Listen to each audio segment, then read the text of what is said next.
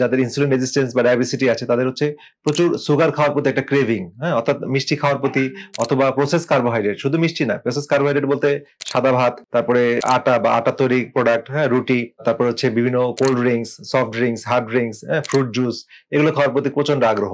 মিষ্টি, পায়েস, দুধের তৈরি প্রোডাক্টগুলো, এগুলো খাওয়ার প্রতি প্রচন্ড আগ্রহ থাকে। এছাড়া তাদের মনোযোগ কম থাকে, অনিদ্রা থাকে, ঘুমের সমস্যা হয়, এবং একটা মন মরা বা ডিপ্রেশন বা ডিপ্রেসিভ একটা মুড চলে আসে।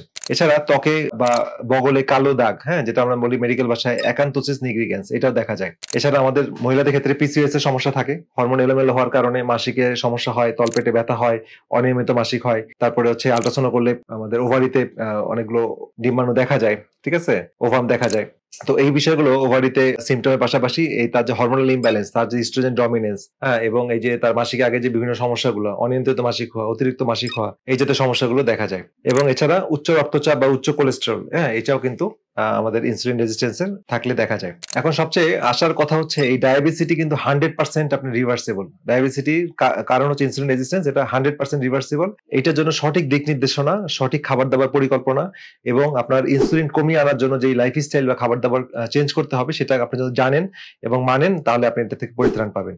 এবং এইটা একটা রোগ যদি আপনি পরিত্রাণ করতে পারেন, তাহলে আপনার ডায়াবেটিস হওয়ার ঝুঁকি কমে যাবে, বা ডায়াবেটিস থেকে মুক্ত হতে পারবেন, টাইপ 2 ডায়াবেটিস।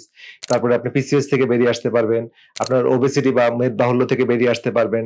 এছাড়া আপনার যাদের উচ্চ রক্তচাপ আছে, উচ্চ কোলেস্টেরল আছে, সেগুলো আপনি বেরিয়ে আসতে পারবেন, ফ্যাটি লিভার থেকে বেরিয়ে আসতে পারবেন। তাহলে এই জাতীয় সমস্যাগুলো সবগুলোর মূল জায়গায় আছে এই ইনসুলিন রেজিস্ট্যান্স।